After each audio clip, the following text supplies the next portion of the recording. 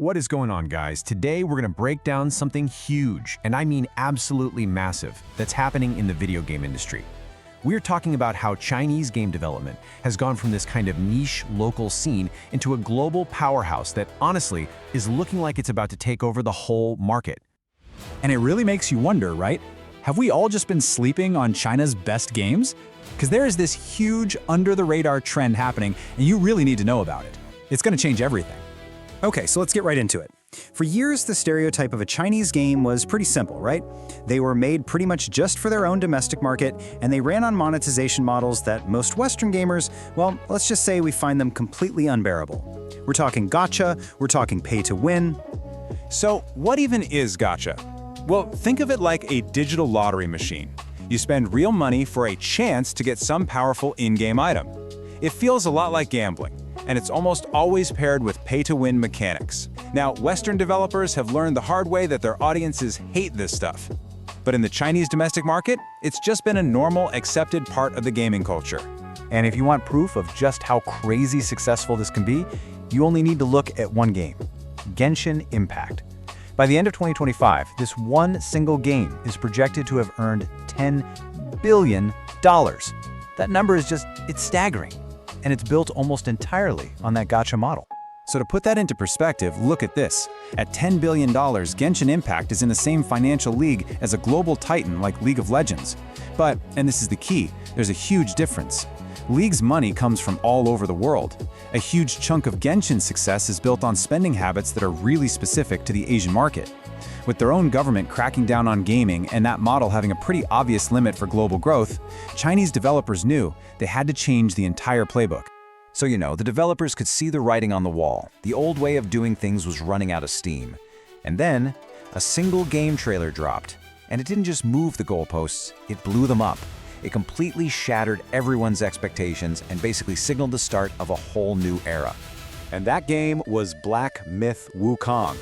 This was the exact moment the entire world just kind of stopped, sat up, and asked, wait, since when are Chinese developers this good? The graphics were just jaw-dropping, the gameplay looked super polished and difficult, in a good way, and it was all wrapped in this deep cultural story. But here's the most important part. No exploitative microtransactions. This was their big test to see if they could actually compete on the global AAA stage. Okay, so if Wukong was the warning shot, this next game is the full-on invasion. This is the proof that the takeover isn't coming, it's happening right now. So let's talk about the launch of Where Winds Meet and let's just call it a bizarre controversy that came with it. And it just perfectly captures the absolute mess that was this game's launch. On one side, you had all the biggest gaming creators on YouTube, all paid by the developer, by the way, giving it these glowing 10 out of 10 reviews. And on the other side, you had IGN dropping a 6 out of 10. And their review was so bad, so off base, that the entire community just started clowning on them, joking that the reviewer had skill issues because he complained the combat was too slow while playing a heavy tank build. I mean, you can't make this stuff up. So you have sponsored creators saying it's the best thing ever, and a bafflingly bad review on the other. Where's the truth? Well, this is where it gets really interesting.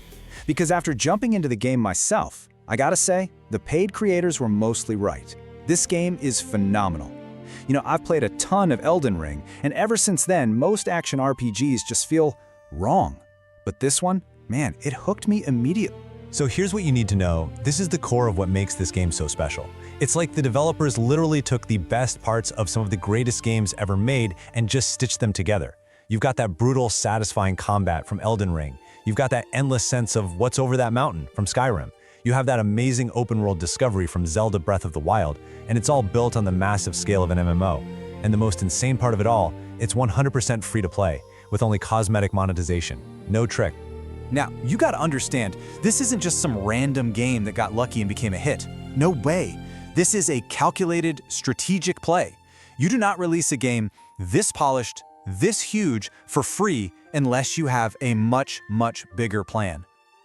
So here's the real takeaway, the crucial point. Chinese developers are now building games specifically for us, for the global market. They are looking at exactly what Western gamers are starving for: deep RPGs, fair prices, incredible value. And they're delivering it in a way that is a massive, massive threat to the established Western studios that are still trying to sell us $70 games with a battle pass on top. So the key takeaway here is pretty simple. China isn't just buying up Western studios anymore. They are now building their own AAA games from the ground up, designed to beat the West at its own game. And this isn't some far-off future prediction, it is happening right now. Which leaves us with one final and pretty urgent question. Can Western developers even adapt to this, or are we watching the beginning of the end of their dominance? If you learned something from this explainer, do me a favor and hit that like button. Thanks for watching, and I'll see you in the next one.